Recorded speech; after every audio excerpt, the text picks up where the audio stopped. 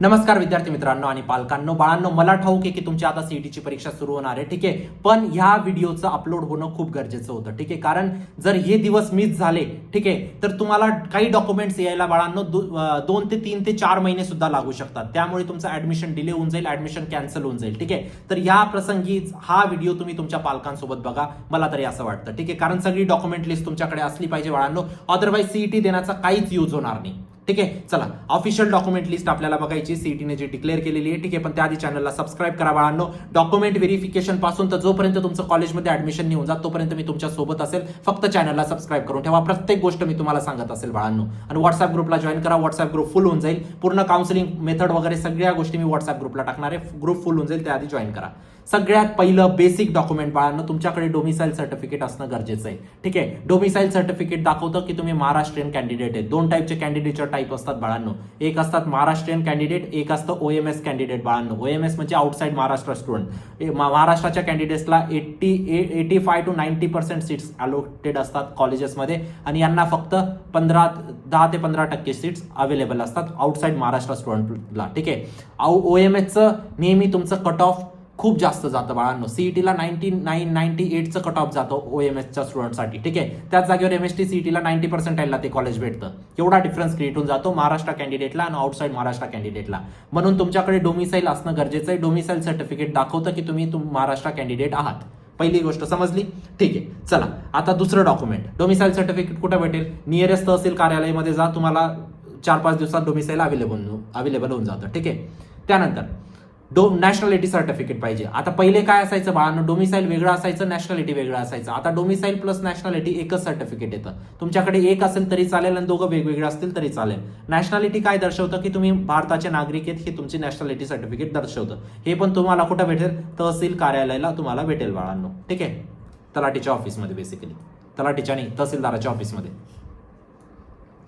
तिसरं डॉक्युमेंट बाळांनो, तिसरं डॉक्युमेंट जस्ट अ सेकंड, काही मिस झालं का आपलं? नाही. तिसरं डॉक्युमेंट आहे बाळांनो तुमचं कास्ट व्हॅलिडिटी. आता कास्ट व्हॅलिडिटी कोणत्या विद्यार्थ्यांना लागते बाळांनो? ओबीसीच्या विद्यार्थ्यांना लागेल, एससीच्या विद्यार्थ्यांना लागेल, एसटीच्या विद्यार्थ्यांना लागेल, एनटीच्या विद्यार्थ्यांना लागेल, एससीबीसीच्या विद्यार्थ्यांना लागेल. जर तुमच्याकडे कास्ट व्हॅलिडिटी नसली तर तुम्हाला डायरेक्ट ओपनमध्ये कन्सिडर केलं जाईल आणि तुमचे पर्सेंटाईल ओपनच्या पर्सेंटाईलनुसार कॅल्क्युलेट होतील. ठीक आहे, म्हणजे तिथं कट ऑफ तुमचं वाढून जाईल. ठीक आहे, जर तुम्ही ओबीसी कॅटेगरीमध्ये येतात तर कास्ट व्हॅलिडिटी काढून ठेवा. ठीक आहे, just a second, caste validity. ठीक आहे, तिसऱ्या नंबरचं डॉक्युमेंट आपण एक मिस केलं, ते म्हणजे कास्ट सर्टिफिकेट बाळांनो. कास्ट सर्टिफिकेट पण सगळ्यांना लागेल. ओबीसी वाल्यांना पण लागतं, एसटी वाल्यांना पण लागतं, एससी वाल्यांना पण लागतं, एनटी वाल्यांना पण लागतं आणि एससीबीसी वाल्यांना पण लागतं. ठीक आहे, कास्ट सर्टिफिकेट आणि कास्ट व्हॅलिडिटी दोघं पाहिजे. दोघांमधून एक नसलं तरी ऍडमिशन होणार नाही. ठीक आहे, 4 डॉक्युमेंट आतापर्यंत सांगितले. कोणते? Domicile certificate, nationality certificate, caste certificate, caste validity. ठीक आहे, नेक्स्ट डॉक्युमेंट आहे तुमचं नॉन क्रिमिलियर. नॉन क्रिमिलियर कोणाला लागतं बघा? ओबीसी, एनटी आणि एससीबीसी या 3च कॅटेगरीजला नॉन क्रिमिलियर लागतं. तुमच्याकडे 3 असणं गरजेचं आहे, तेव्हाच तुम्हाला कॅटेगरीचा बेनिफिट भेटेल. 3 कोणते कोणते? Caste certificate plus caste validity plus non creamy layer. हे 3 जर असले तुम्हाला तरच तुम्हाला कॅटेगरीचा बेनिफिट भेटेल, फीजमध्ये पण आणि टक्केवारीमध्ये पण. ठीक आहे, पण एससी आणि एसटीला, आता इथं एससी आणि एसटीला तुम्हाला फक्त कास्ट सर्टिफिकेट लागतं आणि कास्ट व्हॅलिडिटी लागतं. तुम्हाला नॉन क्रिमिलियरची गरज नाही बाळांनो. गोष्ट समजते?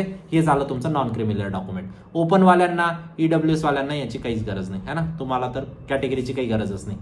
त्यानंतर इन्कम सर्टिफिकेट. इन्कम सर्टिफिकेट तुमचं 1 वर्षाचं पण चालेल आणि 3 वर्षाचं पण चालेल बाळांनो. माझं सजेशन आहे की तुम्ही 3 वर्षाचं इन्कम सर्टिफिकेट तरी काढा, जेणेकरून ITR वगैरे असेल, जे पण आहे तुमच्या प्रोसेसनुसार 3 वर्षाचं इन्कम सर्टिफिकेट काढा, ज्याच्यामध्ये तुमचं वार्षिक उत्पन्न लिहिलेलं असेल. आणि बेटर असेल जर वार्षिक उत्पन्न तुमचं 8 लाखापेक्षा कमी असेल.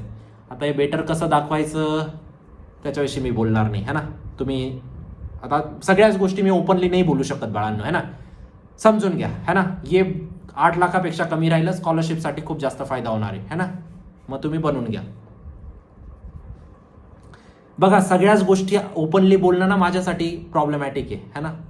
नेक्स्ट आहे लिव्हिंग सर्टिफिकेट. लिव्हिंग सर्टिफिकेट तुमच्या 12वीच्या शाळेमध्ये तुम्हाला भेटेल, 12वीच्या कॉलेजमध्ये बेसिकली है ना.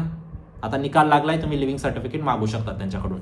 एसएससीचं ओरिजिनल रिझल्ट तुमच्याकडे असला पाहिजे, म्हणजे 10वी बोर्डाचा ओरिजिनल रिझल्ट तुमच्याकडे पाहिजे. रिझल्ट पण पाहिजे आणि त्याचं सर्टिफिकेट पण पाहिजे बाळांनो है ना. 2 गोष्टी येतात, रिझल्ट आणि सर्टिफिकेट. HSCचं ओरिजिनल रिझल्टन सर्टिफिकेट ह्या वर्षीपासून रिझल्टन सर्टिफिकेट एकच येत आहे, ठीक आहे, म्हणून तुमच्याकडे HSCचा रिझल्ट असणं गरजेचं आहे. आता फक्त तुम्हाला ऑनलाईन प्रत लागेल, नंतर तुम्हाला ओरिजिनल कॉपी जेव्हा शाळा तुम्हाला देईल, अजून कॉलेज डिस्ट्रीब्यूट नाही करत आहे. त्यानंतर एंट्रन्स एक्झामचं स्कोर कार्ड, MST CETचं स्कोर कार्ड तुम्हाला लागेल. जेई दिले असेल तर जेईचं स्कोर कार्ड, नीट दिले असेल नीटचं स्कोर कार्ड, ठीक आहे. हे तिघं स्कोर कार्ड तुम्हाला लागतील. MST CETचं अजून आलं नाही, जेईचं येऊन गेलं, नीटचं अजून आलेलं नाही, ठीक आहे. त्यानंतर EWS कोणाला, जे इकॉनॉमिकली विकर सेक्शनमध्ये असतील, ठीक आहे, ओपनमध्ये असतील पण त्याचं वार्षिक उत्पन्न 8 लाखापेक्षा कमी असेल, त्यांना EWS सर्टिफिकेट निघून जातं. EWS काढून ठेवा. EWSचं कट ऑफ ऑलमोस्ट OBC इतकं जातं बाळांनो, ठीक आहे. आता दुसरी गोष्ट म्हणजे एक गोष्ट मी तुम्हाला सांगू इच्छितो, EWS तुम्हाला ना स्टेटचं लागेल फक्त, है ना, सेंट्रलचं EWS लागत नाही, सेंट्रलचं EWS चालणार पण नाही, है ना. बरं, अजून काय गोष्ट सांगायची होती, हां, EWSच्या संदर्भात एक गोष्ट सांगायची होती की ओपनवाले जे असतील ना विद्यार्थी, प्लीज तुमचं होऊ शकतं ना तर EWS काढून घ्या बाळांनो, कारण कट ऑफ खूप लो जातो EWSचा, ठीक आहे.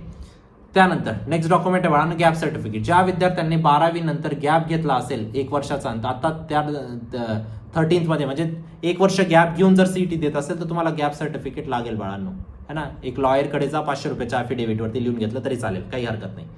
आधार कार्ड तुमच्याकडे ओरिजिनल असलं पाहिजे, फक्त ते डुप्लिकेट आधार कार्ड चालणार नाही. जरी तुम्ही ओरिजिनल डाउनलोड केलेले, डाउनलोडेड चालणार नाही. ओरिजिनल जी कॉपी असते ती आत्ताच मागून घ्या आधार कार्डाची, ठीक आहे. त्यानंतर आधार लिंक पासबुक तुमच्याकडे पाहिजे, ही आत्ता नाही लागणार तुम्हाला, जेव्हा तुम्ही ऍडमिशन घेणार ना कॉलेजमध्ये तेव्हा तुम्हाला लागेल तुमची स्कॉलरशिप डिपॉझिट होण्यासाठी स्पेशली कोणाला, कॅटेगरीच्या विद्यार्थ्यांना, है ना, तर तुमचं पासबुक असणं गरजेचं आहे. त्यानंतर मोबाईल नंबर 1 ठेवा बाळांनो, जो तुमच्याकडे नेहमी असेल.